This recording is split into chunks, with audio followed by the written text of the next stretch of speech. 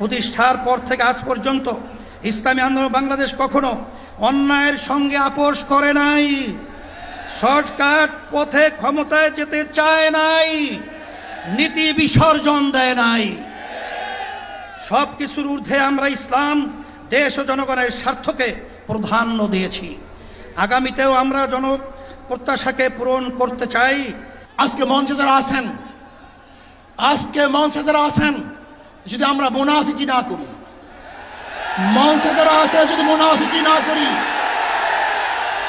মুখের এবং কাজের কথা যদি একসাথে থাকেন, মুখের সাথে কাজের যদি মিল থাকেন, আমি এই লক্ষ জনতার সামনে কসম করে বলতে পারি আগামীতে ক্ষমতায় যাবে ইসলাম, ক্ষমতায় যাবে ইসলাম, কোনো সন্দেহ নাই।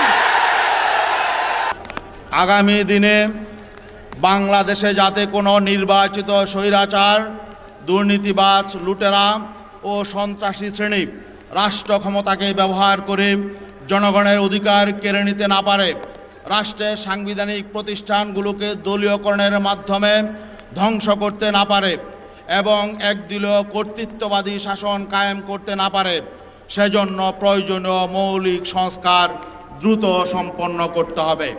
আজকে জালেমদের বিচার করতে হবে এবং সংস্কার করে নির্বাচন করতে হবে। যদি সংস্কার ও বিচার না হয়, আগের মতো নির্বাচন হয়, এই নির্বাচন জনগণ গ্রহণ করবে না ইনশাআল্লাহ। এই জন্য সংস্কার চাই এবং নির্বাচনে কোনো পেশি শক্তি, কোনো কালো টাকার মালিক কেউ দেখাবে, ক্ষমতা দেখাবে, লুটপাট করবে, মারপিট করবে, ওখানে আপনার গুন্ডামি করবে। এই গুন্ডামি আগামী নির্বাচনে কি আমরা নির্বাচন কেন্দ্রে করতে দেব কি দেব না? বিজয় হবে হাত পাখা। ইতিপূর্বে 54 বছরে যেই পদ্ধতিতে নির্বাচন হয়েছে, আপনারা এই কয়েকদিন আগে হাবিবুল আউয়ালের অভিশপ্ত হাবিবুল আউয়াল যে সিউসি বক্তব্য রেখেছে যে এই পদ্ধতিতে 1000 বছর নির্বাচন হলেও সুষ্ঠু নির্বাচন হবে না। সংস্কারের দ্বারাই কি উপকার, না করার দ্বারাই কি ক্ষতি, আমি বর্তমান বাংলাদেশের 5টি বিভাগ সম্পর্কে একটি উদাহরণ পেশ করছি। কিন্তু আপনার এই ভূমিকায় প্রশ্ন তৈরি হয়েছে, আগামী 8-10 মাস পরে যদি নির্বাচন হয় আপনি সোজা থাকবেন কিনা? আপনাকে এই 8 মাসে নিরপেক্ষতার প্রমাণ আপনাকে দিতে হবে, বাঁচতে হবে, এর কোনো বিকল্প নাই। দীর্ঘ সময় ধরে বাংলাদেশ যে মুজিববাদী সংবিধান দিয়ে পরিচালিত হয়েছে, সেই মুজিববাদী সংবিধান বাংলাদেশে আর চলতে পারে না। আনুপাতিক হারে নির্বাচন হলে সমস্যাটা কি? কোনো সমস্যা নাই।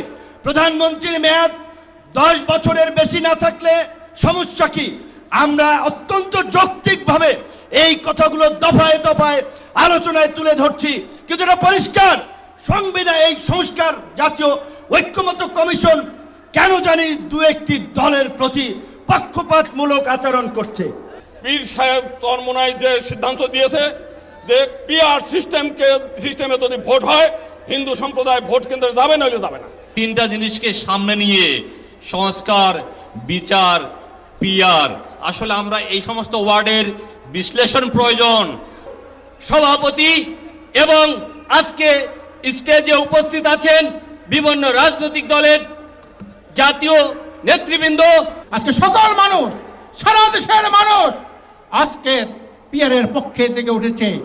এই অভ্যুত্থানে আপনারা যখন ঢাকার গুরুত্বপূর্ণ পয়েন্টগুলো থেকে শুরু করে দেশের বিভিন্ন রণক্ষেত্রে অংশগ্রহণ করেছেন, আপনাদেরকে পাঞ্জাবি পায়জামা টুপি দেখে টার্গেট কিলিং করা হয়েছে।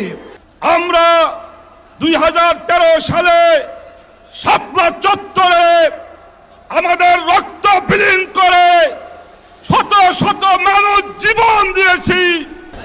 2011-তে ফেসিবাদী হাসিনা সরকার আল্লাহর উপর পূর্ণ আস্থা বিশ্বাস তুলে দিয়েছে।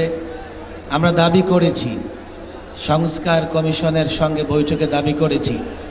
আজকে এই জনতার মঞ্চ থেকে আমি দাবি করতে চাই, আল্লাহর উপর পূর্ণ আস্থা বিশ্বাস পুনর্বহাল করতে হবে। বিজয় হবে হাত পাখা।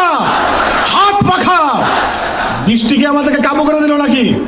সংগ্রামী বন্ধুগণ, এ পর্যায়ে আপনাদের সামনে মূল্যবান বক্তব্য রাখবে